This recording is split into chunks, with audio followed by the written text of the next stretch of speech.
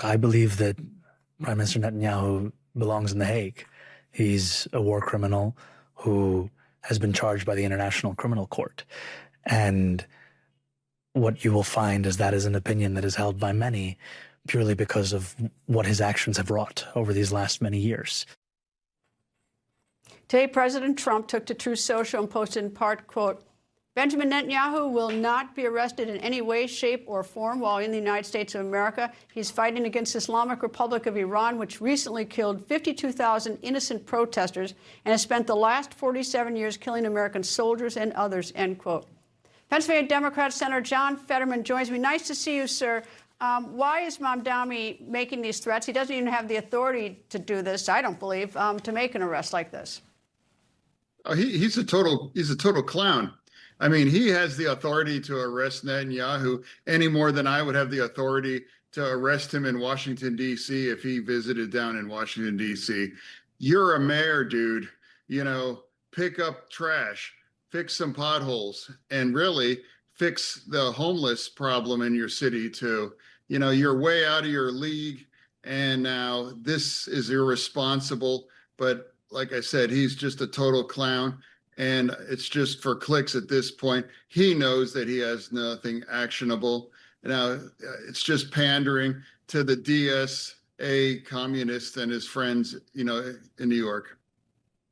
Well, the Prime Minister is expected in the United States when the UN General Assembly opens again in September. So he will be here. And it's sort of interesting is that in the past, he's been unable to refuel his plane in countries that are signatories to the International Criminal Court. So he's been sort of strategic in how he gets here. I think he can now come all the way here without refueling. But I mean, so it is a lot of saber rattling towards the Prime Minister. He is expected to be in New York soon.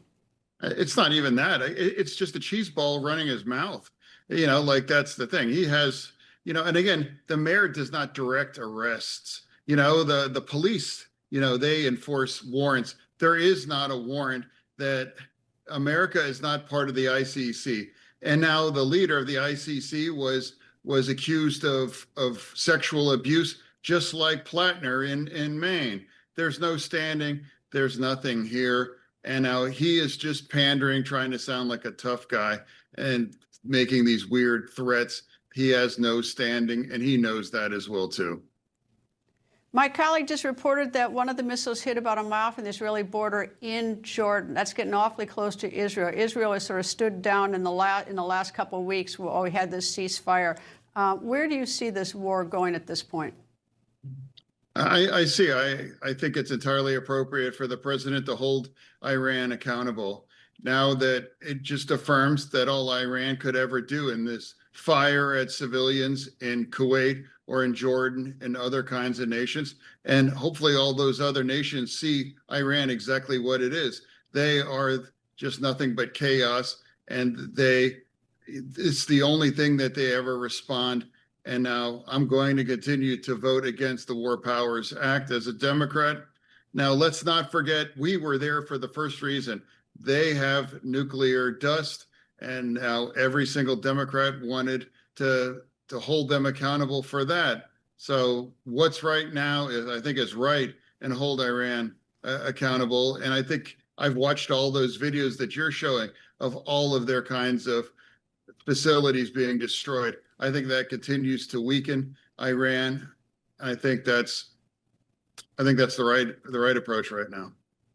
Well, the president's waging that war. Looking at this from 35,000 feet, and you and I have often discussed this, you've got Democrats in the House, which of course you're in the Senate, who are trying to eliminate military aid to Israel. You've got the mayor of New York who now wants to arrest the prime minister. You've got students hitting the streets protesting. They're anti-Semitic. You know, it is something that I asked you last week. You know, how do we arrest this? But since we've last talked, it's gotten more escalated. This anti-Israel sentiment by a portion of the American people. Well, yeah, of course. I mean, the Democratic Party. Now, I don't know if you've seen that report in Axios. You know, Jeffrey's letter, they flipped maybe that people were on the fence. They could have got, without that letter, they could have had 30 to 40 more Democrats would have voted against Israel too, without a doubt. And then that would have put that number around 150. You know, overall, the caucuses, I believe, 208, 9, or 11. I mean, so that could have been a significant majority of their. I've always warned that the Democratic Party is going to become more anti-Israel, and those numbers are going to keep creeping up every time that you keep running those kinds of resolutions. We've had the similar thing in the Senate. Sanders had things that were kind of simple, and now I believe 80% of us in the caucus voted against Israel.